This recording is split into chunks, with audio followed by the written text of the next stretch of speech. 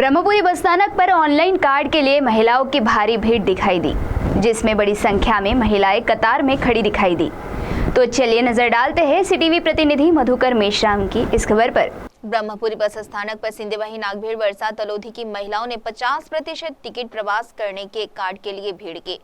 महाराष्ट्र राज्य परिवहन महामंडल की ओर से एसटी प्रवास का महाशुभारंभ बड़े ही उत्साह में किया गया था। इस नई सुविधा से यात्रियों को और भी यात्रा यह सुविधाजनक और कैशलेस मिलेगी। बस स्थानक में 5 तहसीलों की महिला सुबह से ही कतारों में खड़ी नजर आई।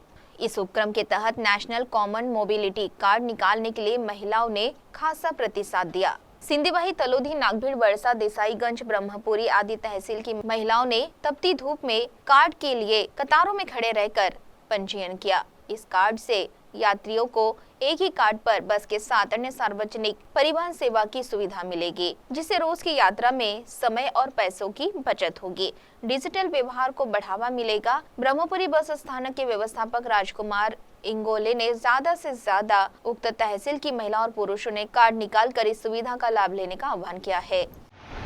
मी जयकुमार इंगोले, आगार व्यवस्थापक ब्रह्मपुरी गडचिरोली विभाग। माझ्या बस आगारांतर्गत 5 बस स्थानकं आहेत। त्यापैकी ब्रह्मपुरी सिंदेवाहीला NCMC कार्ड योजना सुरू केलेली आहे महामंडळाने।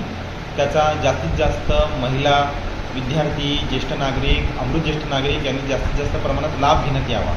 आणि NCMC कार्ड याचे मूल्य 199 रुपये आहे। सर्व लाभार्थ्यांनी फक्त संबंधितांना बसस्थानकावरचे जे कार्ड काढणारे लोक आहेत त्यांना फक्त 199 रुपये देण्यात यावे।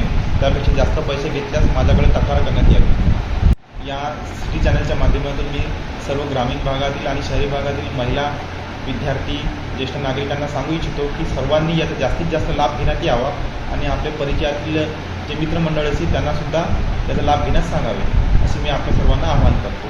सीटीवी के लिए प्रतिनिधि मधुकर मेश्राम की रिपोर्ट।